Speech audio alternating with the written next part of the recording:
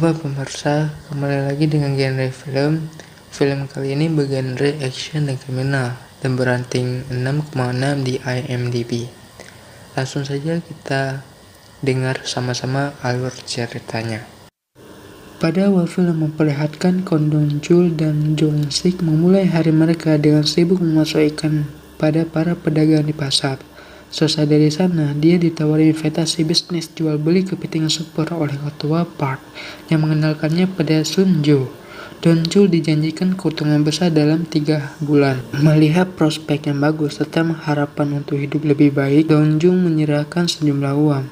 Bulan depan kapal pembawa kepiting yang dijanjikan akan datang. Dong-chul menjemput istrinya, Jin Son, yang seharian itu sibuk bekerja. Dia bercerita tentang kesuksesan ketua Park berbisnis kepiting raja. Jin Son mengingatkan suaminya untuk tidak ikut investasi macam-macam. Di tempat berbeda, kita dan anak buahnya terlihat menyiksa seorang pria parubaya yang tidak kunjung membayar pinjaman. Kita hampir membunuh pria tersebut, tapi membatalkannya setelah anak gadis pria itu tiba.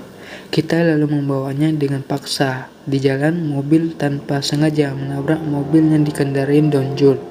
Dong-chul turun dari mobil dan mencoba menyelesaikan masalah. Namun, semua jadi rumit ketika si pengendara mobil menolak turun dan langsung memberi Dong-chul sejumlah uang. Jin Son tidak terima dengan perlakuan yang diterima suaminya. Dia pun ikut turun dan marah-marah. Kita tampak tertarik dengan keberanian Jin Son dan balik memukul supirnya. Keesokan harinya, Dong-chul pergi ke Federasi Perusahaan Perikanan Nasional. Dia menagih gajinya yang sudah beberapa bulan tidak dibayar. Sayangnya, dia hanya mendapatkan sedikit dari jumlah yang seharusnya. Dong-chul bertambah pusing karena kapal ikan yang dijanjikan tidak kunjung datang. Jong Sik khawatir kalau mereka ditipu. Kemudian Dong-chul mendapat telepon dari ketua Park. Ketua Park menjelaskan kalau kapal yang mereka tunggu nyasar sampai ke Cina. Perlu waktu sedikit lama sampai kapal itu dikembalikan ke Korea. Sementara itu, Jin Son mendapat laporan dari firman hukum kalau Dong-chul belum menyelesaikan kasus yang dia jamin. Jika sampai properti mereka disita, akan sulit bagi Jong Son untuk mendapat uang jaminannya kembali. Malam itu, Dong-chul mengajak Jin Son yang sedang berulang tahun makan kepiting di sebuah restoran yang terlihat mewah. Jin Son tiba-tiba membicarakan perceraian karena menurut firman hukum yang tadi dia datangi itu satu-satunya jalan untuk terhindar dari masalah. Dong-chul menolak dan meminta Jin Son menunggu kapal kepiting yang akan datang. Jin Son kebingungan karena dia sudah memperingatkan suaminya itu untuk tidak ikut investasi macam-macam. Apalagi uang yang dipakai adalah uang pinjaman itu tidak seberapa dibanding keuntungan yang akan mereka dapat. Ingin meredakan marah sang istri, Dong-chul menyiapkan kue beserta lilin dan hadiah. Begitu sampai di meja, Dong-chul kaget melihat Jin Son tidak ada di sana. Jin Son rupanya sudah pulang lebih dulu dan mulai bisa meredakan kekesalannya. Saat menunggu Dong-chul pulang, dia kaget mengetahui orang misterius mengetuk pintu apartemennya. Sementara itu, Dong-chul mengalami sedikit gangguan saat di perjalanan. Jin Son tidak berniat membukakan pintu yang terus berusaha dibuka dari luar. Dua orang lelaki berusaha masuk dan langsung membius Jin Son. Rupanya mereka adalah orang-orang Kitai dan hambatan yang mengganggu Dong-chul di jalan adalah juga ulahnya. Sesampainya di rumah, Dong-chul tidak menemukan istrinya. Dia segera melapor pada polisi, tetapi polisi memerlukan waktu untuk menyelidiki. Tak lama setelah itu, Dong-chul mendapatkan telepon dari Kitai. Dia meminta Dong-chul datang ke sebuah tempat jika ingin Jin Son selamat. Lelaki itu segera pergi ke tempat yang ditentukan, sedangkan Jong Sik menunggu di mobil. Sesudah cukup lama menunggu, kita tak kunjung datang, tapi tak lama sebuah telepon asing yang ada di sana berbunyi. Kita menelepon dan meminta Dong-chul membuka tas yang ternyata berisi uang. Kita menyebut uang itu adalah ganti atas tubuh istri Dong-chul. Keadaan serba membingungkan untuk Dong-chul. Jong Sik yang terbawa emosi hampir-hampir salah mengejar orang. Tak dapat petunjuk apapun, Dong-chul membawa tas berisi uang itu pada polisi dan melaporkan kejadian yang baru dia alami. Keesokan malamnya, Dong-chul membutuhkan uang untuk mencari istrinya. Dia pun pergi ke tempat ketua Park, meminta kembali uangnya. Di situ dia diusir oleh suruhan ketua Park, namun suruhan ketua Park meninju wajah Dong-chul.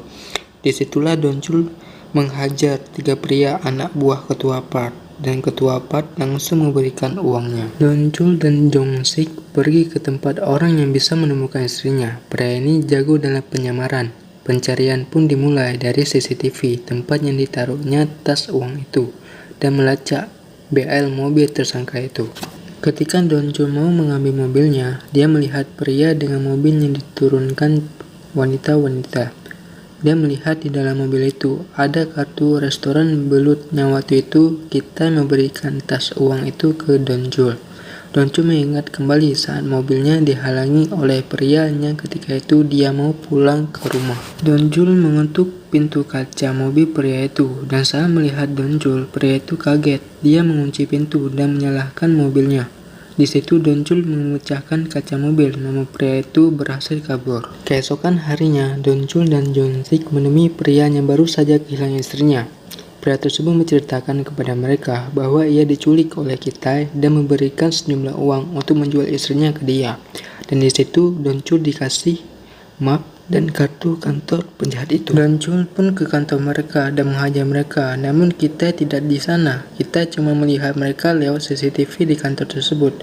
Lalu kita menelepon Donjul dan mengancam akan membunuh istrinya bila tidak membunuh anak buahnya itu. Donjul pun mengambil tali dan mencekik leher anak buahnya, Ki-tae, walaupun dia hanya pura-pura mencekiknya. Setelah telepon dimatikan, anak buahnya menceritakan semua kepada mereka tentang bisnis yang dilakukan bosnya.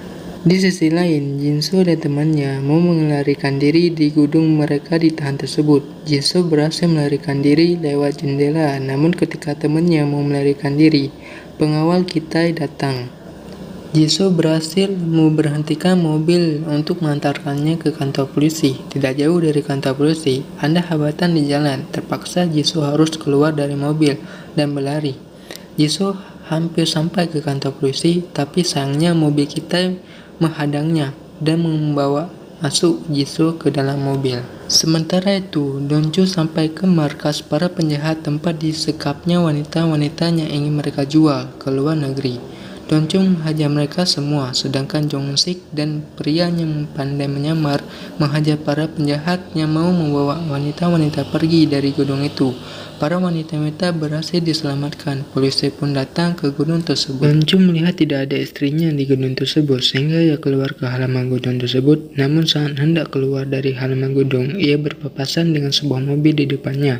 Ternyata mobil tersebut adalah Ki-tae. Ki-tae yang melihat itu mobil Donjul di depannya, ia pun kabur. Donjul mengejarnya. Donjul menabrak mobil Ki-tae sehingga mobilnya terbanting keluar jalur pembatasan jalan. Ki-tae yang melihat itu, ia pun keluar dari mobil dengan membawa kapak di tangannya.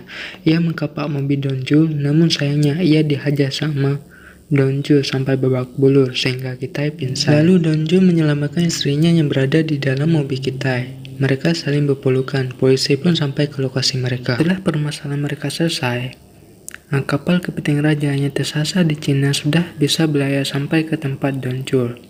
Mereka pun menjadi kaya dengan bisnis kepiting raja tersebut dengan membuka restoran mewah. Mereka pun bahagia. Itulah alur cerita film Unstoppable. Semoga kalian terhibur dengan alur cerita yang saya bawakan. Mohon maaf ketika ada salah pengucapan dan penyampaian.